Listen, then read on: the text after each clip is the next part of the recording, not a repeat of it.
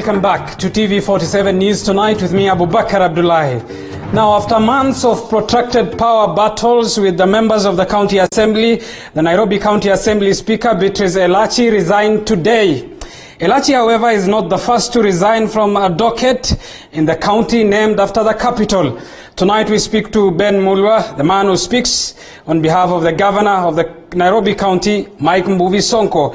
And Ben Mulwa joins us now on the broadcast. Good evening, Ben. Thank you for making time for us tonight on TV47. And very good evening to you. Ben, in a statement earlier, which you shared, and this was shared, you said that, and quote, the governor does not wish to comment on the resignation of the speaker. If need be, he will issue a comprehensive statement later. Why is the governor not responding to the resignation, yet the reason as to why the speaker cited her resignation touches on the governor? First of all, the very dishonest and she made very interesting allegations this morning. Mm-hmm. In our view, I don't think that the governor wishes to respond to the kicks of a dying horse. Well, she alleges, among other things, and I quote what Beatrice Elachi has said in a statement, that, quote, Governor Sonko, you cannot go on threatening people's lives and their families. Why is the man whom you speak on his behalf allegedly threatening people's families? I am not aware of any single threat that the governor has ever issued against anyone. Mm-hmm. And the truth is, if there were those kinds of threats, then the media is not where you go with that kind of information. You go to a police station, you go to the DCI. There are institutions that are supposed to handle that. So as I said, and I made it clear, this is a case of a dying horse, and it will be a waste of the governor's time and also a waste of the responsibilities that the people of Nairobi have given him to start responding to people who are seeking sympathy and public attention from their own quarters. Elachi is 104% responsible for the misfortunes that have befallen her. She has been on the front line championing for impunity, championing for lawlessness, championing for disregard for the rule of law. So the governor does not wish to be party to that.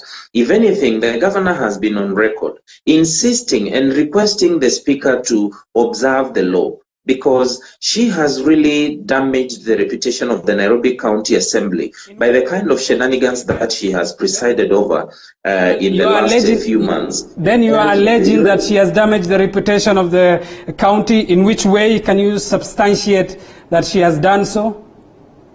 Absolutely. You remember, immediately the governor was arraigned in court. That was in December. By the next month, that was in January, the speaker went to court seeking an advisory from the Supreme Court to allow her to become the governor or to start acting as the governor. That was the first indicator of somebody who does not understand the Constitution and her responsibility. Secondly, remember, she made a pronouncement seeking to or advising people who had been suspended in the executive arm of the county government to return. Of course, again, that was in infringement on dockets that are not within our purview. You remember as well, the speaker herself presented a budget to the county assembly on April 2nd, insisting that this was a budget that was supposed to help finance NMS and all that. Yet she did not follow the due procedure. Eventually, it took the intervention of the Attorney General of the Republic of Kenya to nullify that budget. A month ago, you remember, the speaker came up with something she called the sessional paper on revenue framework for Nairobi, where she went ahead to create a sessional paper, forced it down on the assembly, made sure that she passed it.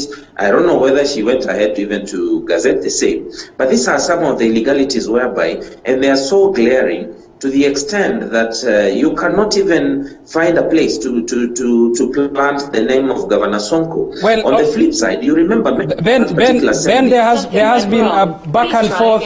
There has been a back and forth between the Speaker and the Governor, and you are justified to say that.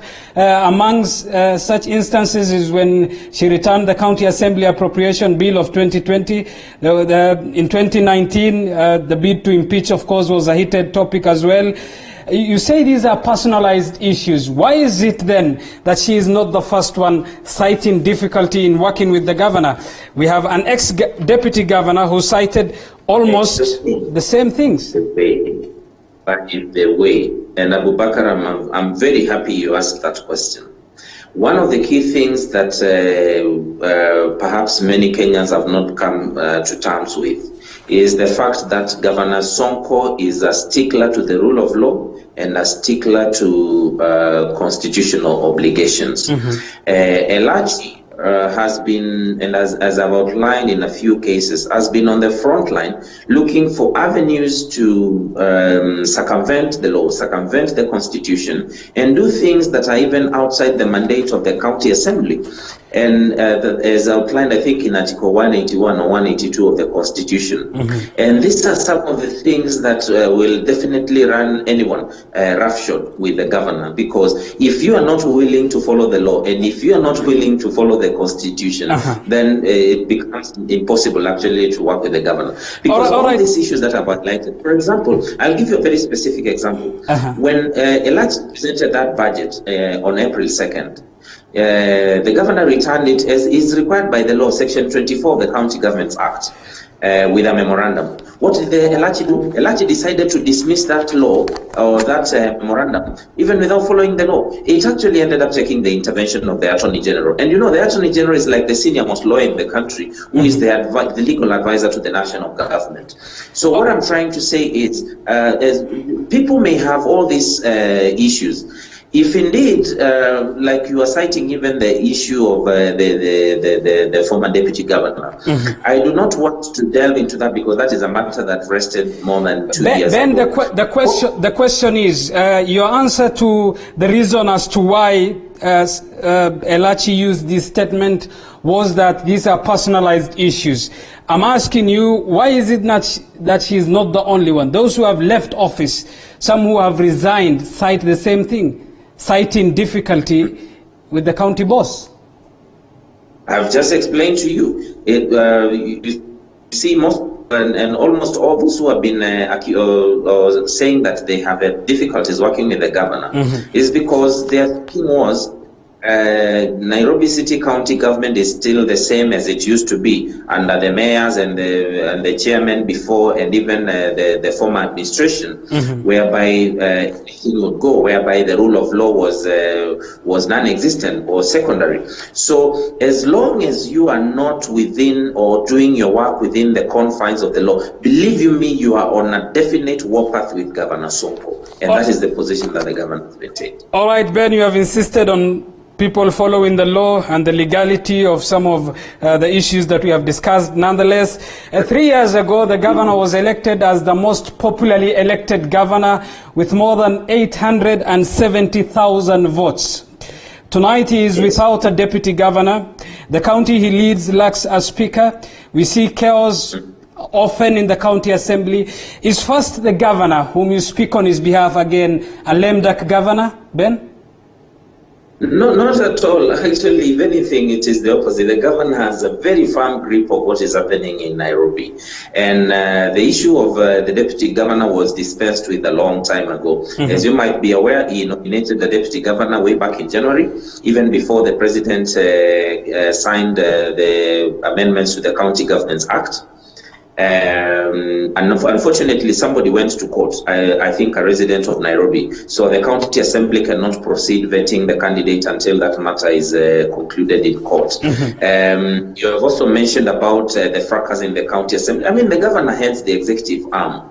The speaker is the one who has been in charge of the county assembly. So it would only be fair for those questions to be directed to Elachi, who was even caught on video the other day requesting the police to shoot and Nyonga MCAs. I mean, gradually, over time, it is becoming evident who has been the problem. So the governor really wishes to distance himself with people who are making funny allegations or funny accusations in public just to seek sympathy. Let everybody carry their own cross. The governor has assumed his responsibilities, and he has been tackling his challenges within the confines of the law. So he expects everybody. If anybody has, as you are citing, those people who have been resigning, citing difficulties, if they could specifically cite specific challenges or legal hurdles that they have experienced in their relationship with the governor, they are free to move to court. So fair enough, Ben. You say let everyone carry their cross. Let's talk of the cross of the governor that he was elected to carry on behalf of the residents of Nairobi. The Nairobi Metropolitan Service, of course, has come into the play in as far as services are concerned in the county of Nairobi. You say the governor is fully in charge.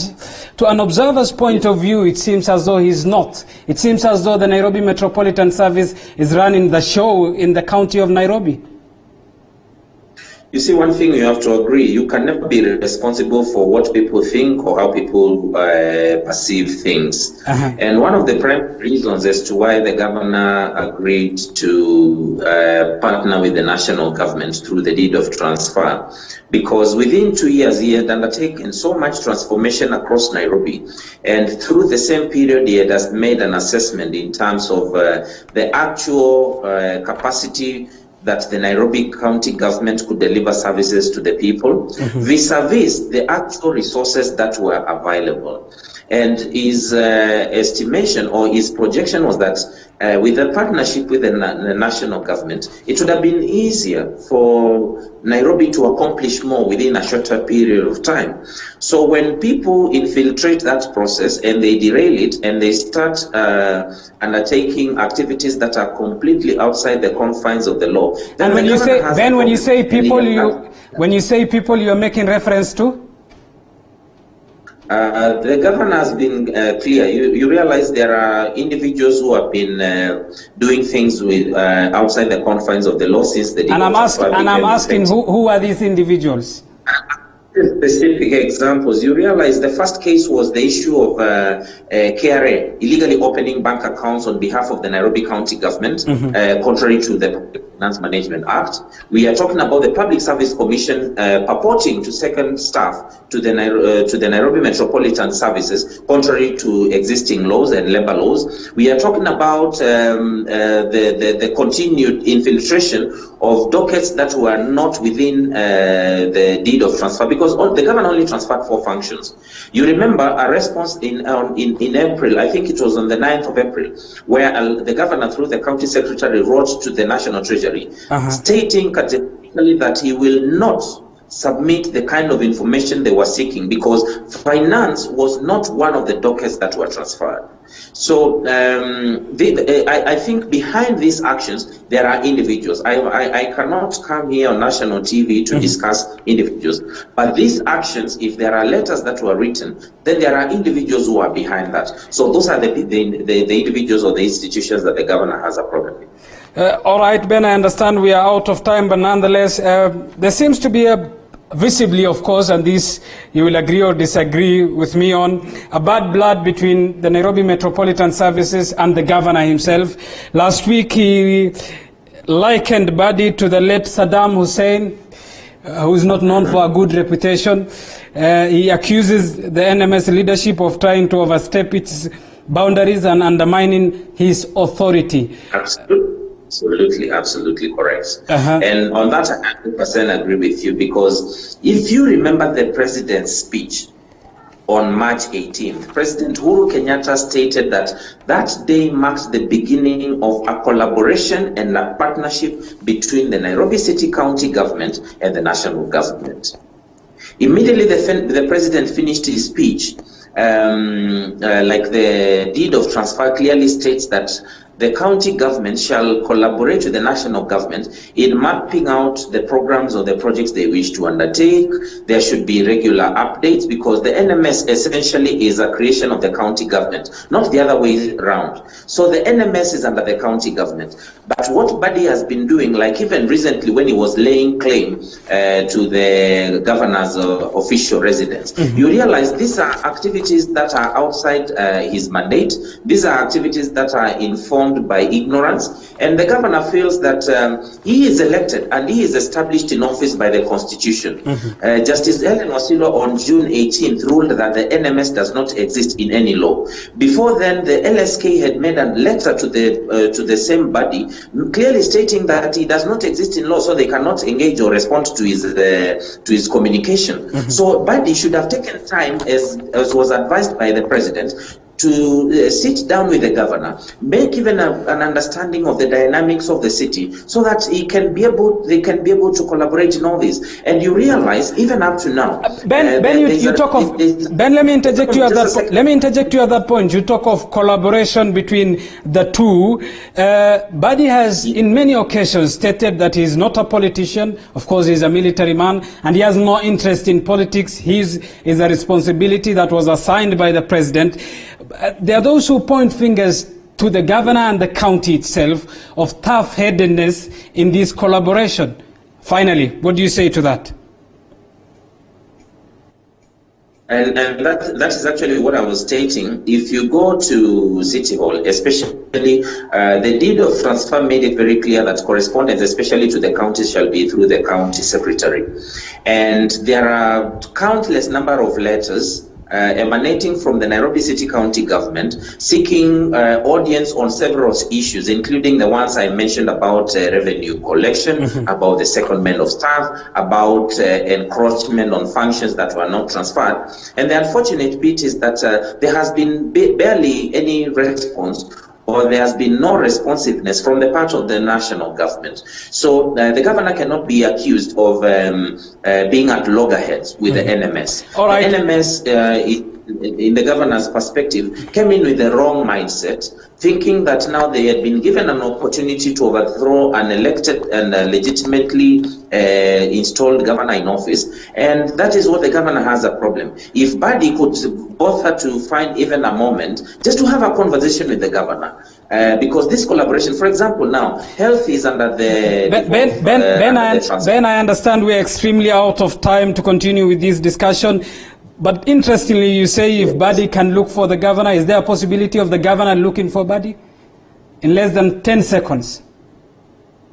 As I've indicated, there's a lot of correspondence at City Hall seeking discussions with the NMS, but zero response from the other part. Let them also demonstrate that they are not playing politics. Let them demonstrate commitment to offering services to the people of Nairobi and establish a framework to collaborate with the Nairobi City County government. And I can guarantee you the deed of transfer will succeed. Ben Mulwa, thank you, the spokesperson for Nairobi Governor Mike Sonko. Thank you for making time for us tonight on TV 47. All right, let's get to more news. And